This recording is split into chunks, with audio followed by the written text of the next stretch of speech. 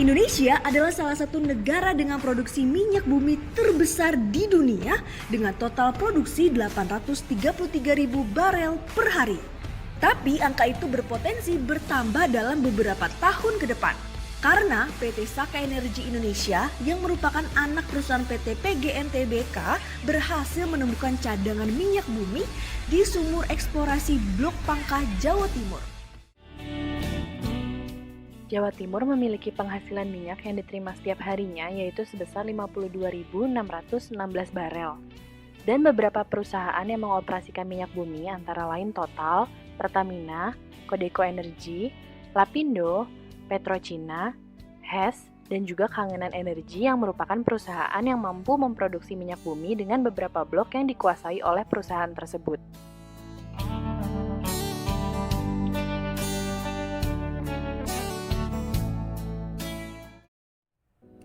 Kami dari kelompok 3 akan membahas tentang ekonomi sumber daya alam berdasarkan dengan mata kuliah yang kami tempuh pada semester 6 kali ini. Jadi, yang akan kami bahas berdasarkan dengan studi kasus yang kami ambil yaitu di Pulau Madura. Perkenalkan, nama saya Amilatun Mulisoh dari angkatan 2017 NIM 17. Perkenalkan, nama saya Yuniarti Maulidiah NIM 18. Saya Fitriana Ulfa, NIM 33. Saya Viola Tinara Putri, NIM 72, Angkatan 17. Perkenalkan, nama saya M. Ali Masyhur Sidik, NIM 75. Seperti yang kita ketahui bahwasannya Pulau Madura berada di wilayah Provinsi Jawa Timur. Dan di Pulau Madura terdiri 4 kabupaten, yang pertama yaitu Bangkalan, yang kedua yaitu Sampang, yang ketiga yaitu Pamekasan, dan yang terakhir yaitu Sumenep. Dan yang menjadi titik fokus utama dari pembahasan kelompok 3 yaitu di wilayah Sumenep atau Kabupaten Sumenep. Di Kabupaten Sumenep mempunyai sumber daya alam yang sangat melimpah baik dari perairan maupun dari minyak bumi atau migas, minyak bumi dan gas. Dan yang menjadi titik fokus utama dari kelompok 3 untuk membahas dari ekonomi sumber daya alamnya yaitu migas yang berada di tengah-tengah perairan atau di tengah laut, yang berkaitan dengan sumber daya alam yang tidak pulih dan yang sumber daya alam yang dapat pulih. Kenapa dari kelompok 3 mengambil tentang wilayah Sumenep mempunyai alasan tersendiri. Yang pertama yaitu sumber daya alam yang sangat melimpah, yang kedua yaitu pengelolaan yang masih belum optimal, yang ketiga yaitu kerusakan yang ditimbulkan dari eksploitasi, dan yang keempat yaitu kebijakan dari pemerintah. Nah, hal tersebut menjadi landasan dari kelompok 3 untuk mengambil studi kasus yang berada di wilayah Sumenep yang berkaitan dengan sumber daya alam minyak bumi dan gas dan perairan dari perikanannya. Sumber daya alam yang tidak dapat pulih di wilayah Sumenep, Pulau Madura, yaitu migas, minyak bumi dan gas, berdasarkan 7 perusahaan yang berdiri dan beroperasi untuk mengeksploitas, diantaranya yaitu yang pertama PT Kangen Energi Indonesia, yang kedua PT Santos Madura Offshore, yang ketiga PT Energi Mineral Langgeng, yang keempat Husky Kenok Madura Ltd, yang kelima PT Petronas Carigali, yang keenam Petrofaja North Kangean, yang ketujuh Santos Madura Offshore Pty 6 Ltd. Pengelolaan yang dilakukan dalam pengambilan sumber daya alam migas ini masih kurang baik, di mana menyebabkan beberapa konflik yang terjadi sampai saat ini.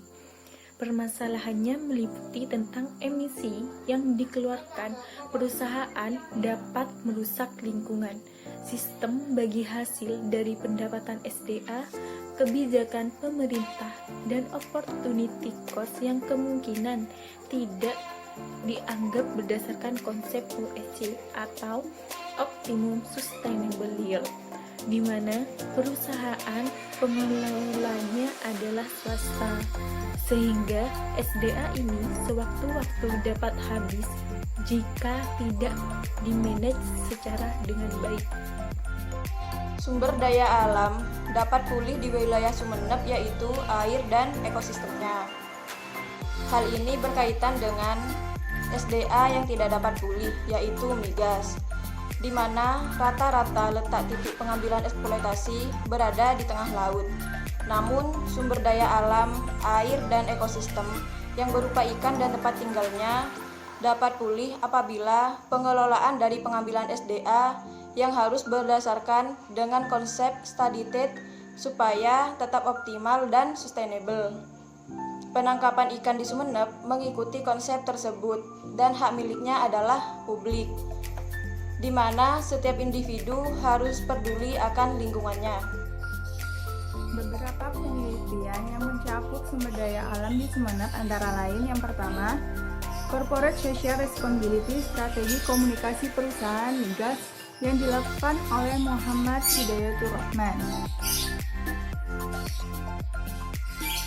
Cakupan CSR yang dilakukan yaitu berupa pemberian bantuan listrik dari perusahaan kepada masyarakat untuk membentuk citra positif perusahaan kepada masyarakat sekitar perusahaan.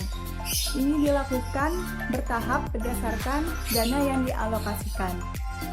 Penelitian yang kedua yaitu berjudul Analisis Source Theory pada sumber daya alam migas bagi warga Madura oleh Muhammad Hidayatur Rahman,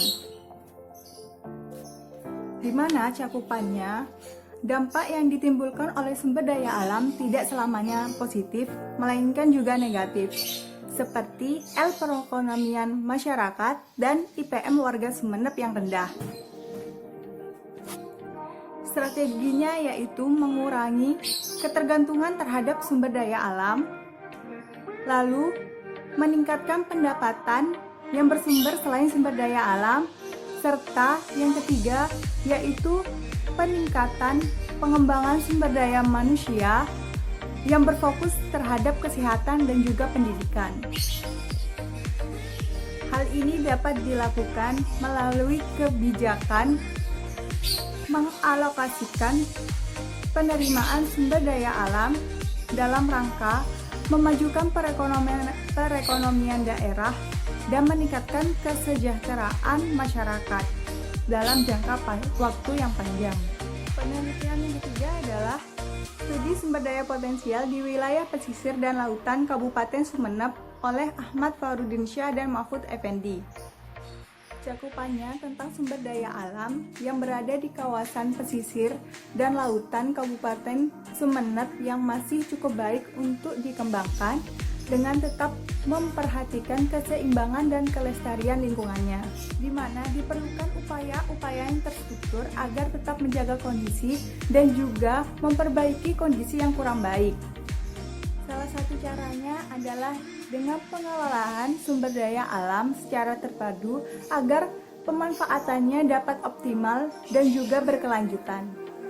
Beberapa kebijakan yang diterapkan oleh pemerintah terkait migas, minyak bumi, dan gas yang ada di Pulau Madura antara lain yang pertama yaitu kebijakan BBM satu harga. Kementerian ESDM menetapkan Peraturan Menteri Nomor 36 Tahun 2016 tentang percepatan pemberlakuan satu harga jenis BBM tertentu dan jenis BBM khusus penugasan secara nasional. Yang kedua yaitu pembagian konverter kit untuk nelayan. Untuk meningkatkan kesejahteraan nelayan kecil yang memiliki kapal di bawah 5 GT yang berbahan bakar bensin atau solar dan kapal yang digunakan memiliki daya mesin di bawah 13 horsepower atau HP.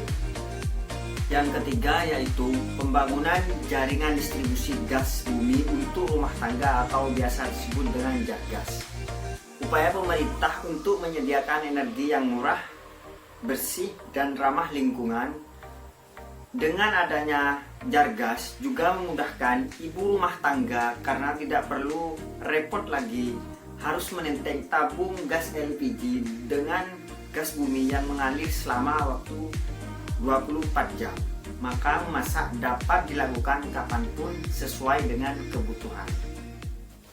Demikian presentasi dari kelompok kami. Apabila ada kesalahan, mohon dimaafkan. Dan apabila ada pertanyaan terkait penyampaian materi dari kelompok kami, mohon disampaikan pada pertemuan selanjutnya. Terima kasih. Wassalamualaikum warahmatullahi wabarakatuh.